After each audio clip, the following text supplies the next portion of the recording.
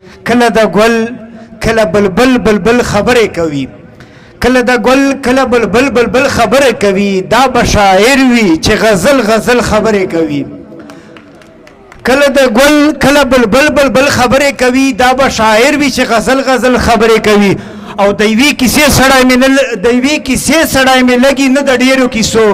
د یوې کیسې سړی مې لګي نه د ډېرو کیسو د یوې کیسې نه وي هغه چې سل خبرې کوي او موږ ژوند پرست په ژوند مین ژوند سره مینه کوو عارف صاحب موږ ژوند پرست په ژوند مین ژوند سره مینه کوو وایسته ګوره چې اجل خبرې کوي او احساسه دا جوړ تقاضې د پښتون نه پیژني احساسه دا جوړ تقاضې د پښتون نه پیژني دا وخت پښتون خو چې مغل خبرې کوي چې که غزلې که سندرې دي جانانه که غزلې که سندرې دي جانانه دغه واړه ستا خبرې دي جانانه او د آلاتو که لشکرې دي جانانه خو زمونږ حوصلې سترې دي جانانه او دا منمه چې په زړه مسلمان خو اداګانې د کافرې دي جانانه دا منمه چې په زړه مسلمان خو اداګانې د کافرې دي جانانه او چې زمونږ ملاقات ورپسې کېږي دا لمحې څه بختورې دي جانانه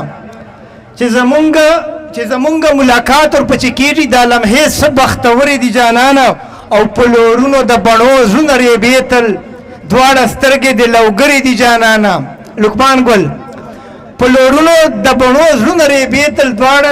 دواړه سترګې د لوګرې دي جانانه او دا چې رسي تر ادراکه تر افلاکه دا زما د خیال وزرې دي جانانه یو شعر د فرانت ډالۍ چې شا په شان په میدان به سره ګورو رقیبانو کړې غورې دي جانانه شا په شان په میدان به سره ګورو رقیبانو کړې غورې دي جانانه زما زړه او احساس ورو مړ سیزي الفتونه اور د سرې دي جانانه څه خواږه راګوري په دیوال څه خواږه راګوري په دیوال شایستونه دي راوري په دیوال او دومره زیات رڼا پرست یو چې په هر ځای جوړو د ورځې ستوري په دیوال شاه صاحب دومره زیات رڼا پرست چې په هر ځای جوړو د ورځې ستوري په دیوال او دا یو شعر ده چې موږ امن غواړو سوله غواړو جنگ نه موږ امن غواړو سوله غواړو جنگ نه چا لیکلي دغه توري په دیوال موږ امن غواړو سوله غواړو جنگ نه چا لیکلي دغه توري په دیوال او ستا یادونه مې په زړه داسې خواره وي لکه وي د ونې سوري په دیوال مننه ستا یادونه مې په زړه داسې خواره وي لکه وي د ونې سوري په دیوال عارف صاحب شعر ده چې دا مو چا سره چې څه به دي احساسه دا مو چا سره چې څه به دي احساسه راځي کاڼي له ارلوري په دیوال او یو د امن وال وړوکی غوندې غزل دی ځکه چې موږ علاقې چې ډېره بدامني ده کچو نارې وایو په زور د امن فضل رحمان صاحب کچو نارې وایو په زور د امن خو څوک به نه اوري دا شور د امن او غږ د ضمیر زما په چغو غږ د ضمیر زما په چغو راکوي ماته تل پیغور د امن